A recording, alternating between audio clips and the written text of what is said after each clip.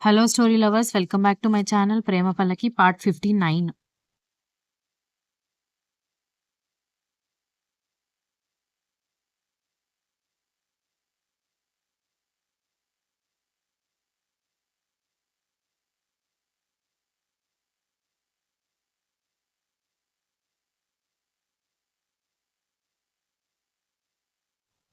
ధృతి బాధ తగ్గించి మైథిలి బ్రేక్‌ఫాస్ట్ వడ్డించడంతో అత్త మొన్న పెళ్ళికి చేసిన డెకరేషన్స్‌కి సంబంధించిన బిల్స్ అన్నీ వచ్చాయి. వాళ్ళే తీసుకొచ్చి ఇస్తారు. కానీ ఎక్కువ ఏవైనా చెప్తారేమోనని నేను తీసుకొచ్చిచ్చాను. చూసుకోండి అని బిల్స్ మైథిలి చేతికిచ్చి చైర్‌లో కూర్చుని ఏడుపు మొహం వేసుకున్న ధృతిని చూసి నీ ఫేస్ ఏంటే అలా మాడిపోయింది అని అడిగాడు కరణ్.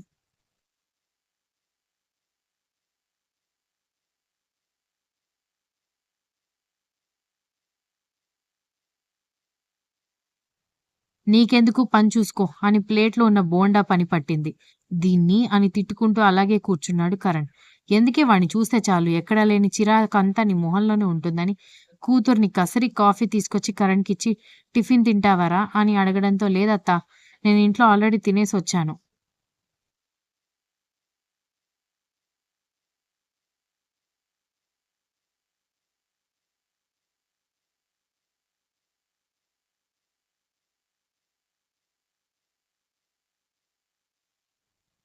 మహి అత్త కనిపించట్లేదేంటి అని అడగడంతో కిరణ్ అంకుల్ వాళ్ళ కాలేజ్ ఫ్రెండ్ పెళ్లి ఎవరిదో ఉంటే అత్తని తీసుకునెళ్ళాడు. నాకు మీ చిన్న అంకుల్‌కి వాళ్ళు పెద్దగా పరిచయం లేరు కదా! సో మేం వెళ్ళలేదు అని చెప్పింది మైథిలి. ఓహో! అని కాఫీ కంప్లీట్ చేసి నేను మళ్ళీ వీలున్నప్పుడు ఇంటికొస్తానత్తా అని చెప్పి వెళ్ళిపోయాడు కరణ్.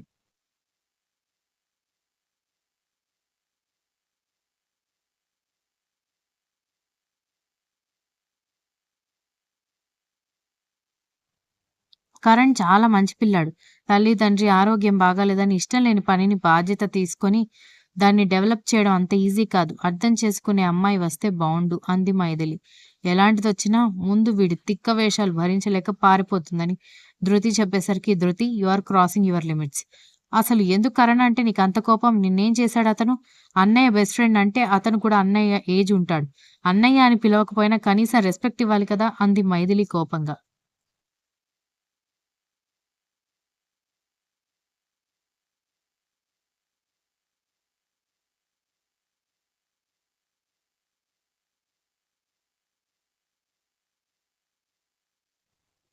ఊరికే అల్లరి చేస్తూ, ఏడిపిస్తూ ఉంటాడని చెప్పింది.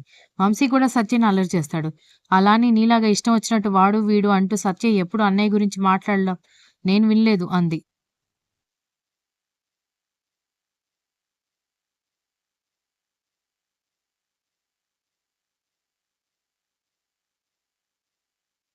నా పర్మిషన్ లేకుండా ఆ రోజు అని మళ్ళీ చిన్నగా చెప్పేసరికి, ఆ రోజు మెయిన్ ఆఫ్ చేయడానికి నేనే నువ్వు లేవనుకోని నీ రూమ్‌కి పంపించాను అని నీకప్పుడే క్లారిఫై చేశాను అని ఇంకాస్త సీరియస్‌గా చెప్పింది మైథిలి.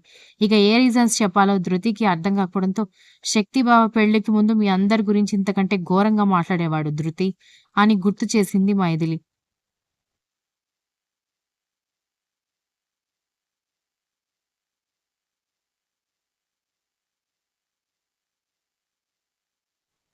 పెద్ద బావకి అంటే డ్యాడీ మీద కోపం కాబట్టి కావాలని రెచ్చగొట్టడానికి అలా బిహేవ్ చేసేవాడని డిఫెండ్ చేయడానికి ధృతి ట్రై చేయడంతో, అవును శక్తికి రీజన్ ఉన్నట్టే కరణ్ కూడా నీతో ఫ్రెండ్లీనెస్ పెంచుకోవడానికి అలా టీజ్ చేస్తున్నాడేమో అనుకోవచ్చు కదా! Mummy this is too much. ఎవరైనా ఇలా చేస్తున్నారంటే అరిచి గోలగోల చేసి మదర్స్ ఉంటారు గానీ, నువ్వేంటి వాడికి సపోర్ట్ చేస్తూ నన్ను తిడుతున్నావని అరిచింది ధృతి.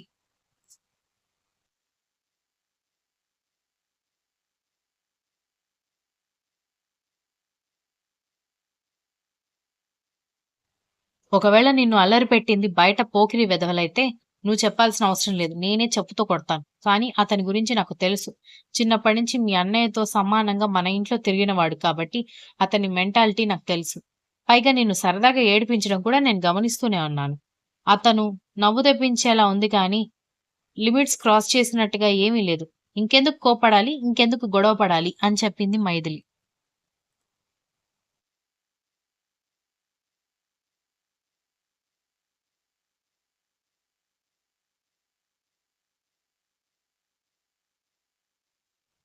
సరదాగా అయినా కూడా అవతల వాళ్ళకి చిరాకే అవుతుంది గదా మమ్మీ! సరే సరదాగా ఉంటే బాగానే ఉంటుంది. కానీ అది అవతలోళ్ళు కూడా ఎంజాయ్ చేస్తేనే కదా! అంది ధృతి. సరే నీకిష్టం లేకుండా అతనితో క్లోజ్‌గా ఉండమని చెప్పడం నాదే తప్పు. ఆఫ్‌కోర్స్ ఆడపిల్ల ఇష్టం లేదు అంటుంది అంటే అవతల వాళ్ళని రెస్ట్రిక్ట్ చేయడమే కరెక్ట్. నేను చిట్టూకి చెప్పి ఇంకొకసారి కరణ్‌ని ఇంటికి రానివ్వద్దని చెప్తాను అంది మైథిలి.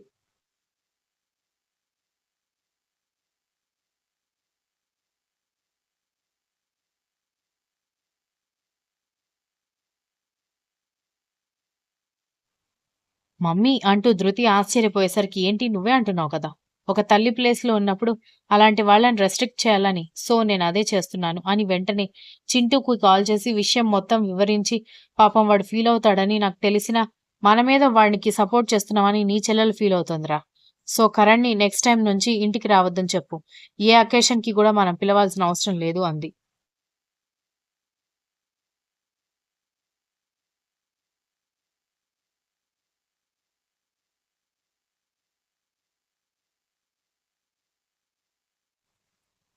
మమ్మీ అని చింటూ ఒకంత ఆశ్చర్యంగా మరికొంత బాధగా అనేసరికి మైథిలి కాల్ కట్ చేయడంతో చింటూకి అసలు ఏమీ అర్థం కాలేదు. ధృతి ఇబ్బంది పడుతుందని, ఆమె అరుస్తుందని తల్లి మాటలు జ్ఞాపకం రావడంతో, ఇక తప్పదన్నట్టుగా స్నేహితుడికి ఫోన్ చేయడంతో, "ఇప్పుడే ఇంటి నుంచి వెళ్తున్నానురా. అప్పుడే అత్త నీకు చెప్పేశారా?" అని కరణ్ నవ్వుతూ పలకరించేసరికి చింటూకి బాధగా అనిపించింది.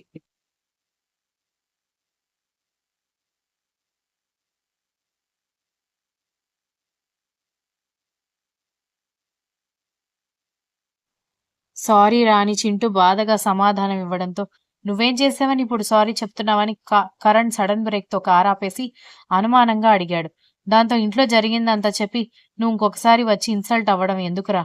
అయినా నువ్వు కూడా తను చిరాకు పడుతున్నప్పుడు డిస్టెన్స్ మెయింటైన్ చేయొచ్చు కదా!" అన్నాడు చింటూ కాస్త కోపంగా.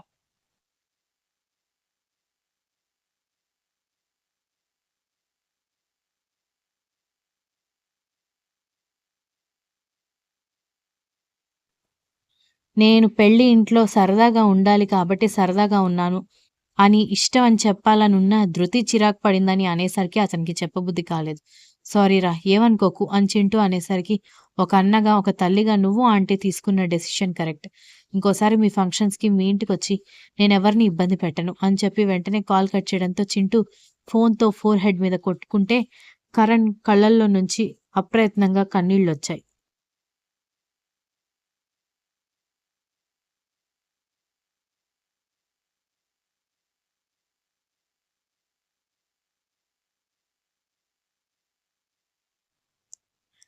ఆమెతో ఫ్రెండ్‌షిప్ చేసి తన ప్రేమని చెప్పాలనుకున్నాడు కానీ, ధృతి తప్పుగా అర్థం చేసుకుంటుందని అతను ఊహించలేకపోయాడు.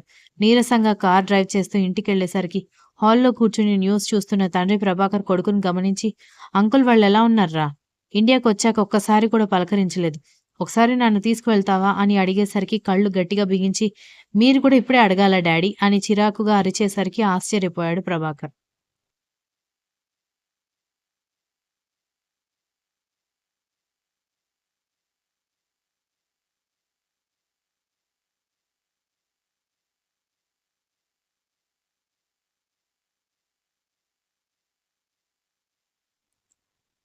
"ఏమైందిరా?" అని తండ్రి ఆశ్చర్యంగా అడిగేసరికి చిరాకు కంట్రోల్ చేసుకొని, "ఏం లేదు డాడీ.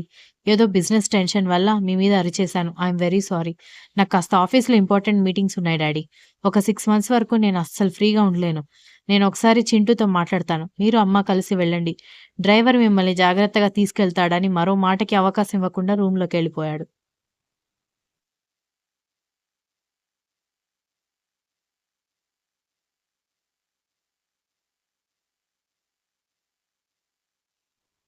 ప్రభాకర్ నవ్వుతూ సరే అని చెప్పడంతో కరణ్ లోపలికి వెళ్లి బెడ్ మీద పడిపోయి చిరాకుగా ఉండడంతో చింటూకి తండ్రి అడిగిన విషయం గురించి మెసేజ్ చేసి కళ్ళు మూసుకున్నాడు. వెంటనే చింటూ దగ్గర నుంచి కాల్ రావడంతో ఆంటీ అంకుల్ రావాలనుకుంటే ఎప్పుడైనా రావచ్చురా. డ్రైవర్ అవసరం లేదు. రేపే నేనొచ్చి ఆంటీ అంకుల్‌ని ఇంటికి తీసుకెళ్తానని చింటూ చెప్పేసరికి ఓకే థాంక్స్ అని చెప్పి కాల్ కట్ చేశాడు Karan. Continues if you like the story please like, share, comment and don't forget to subscribe.